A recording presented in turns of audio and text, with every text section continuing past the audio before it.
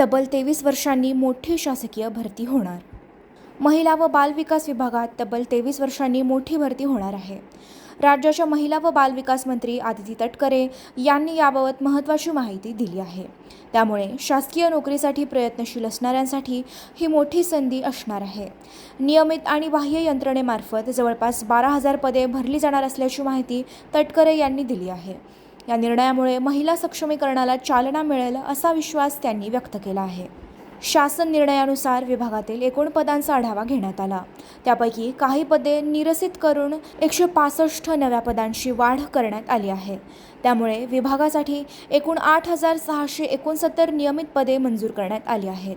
याशिवाय विभागाच्या कामकाजासाठी 2,843 पदे बाह्य यंत्रणेमार्फत भरण्यास मान्यता देण्यात आली आहे. लवकरच या भरती प्रक्रियेला सुरुवात होणार आहे. तब्बल 23 वर्षांनंतर महिला व बाल विकास विभागात ही भरती होणार आहे. याशिवाय अंगणवाडी सेविका आणि एकात्मिक बाल विकास सेवा योजनेअंतर्गत 1,10,664 अंगणवाडी सेविका आणि 1,10,664 अंगणवाडी मदतनीस अशी एकूण 2,21,328 मानधनाधारित पदे देखील मंजूर करण्यात आली आहेत. त्यामुळे राज्यातील ग्रामीण भागातील महिलांना मोठा रोजगार संधी उपलब्ध होणार आहे.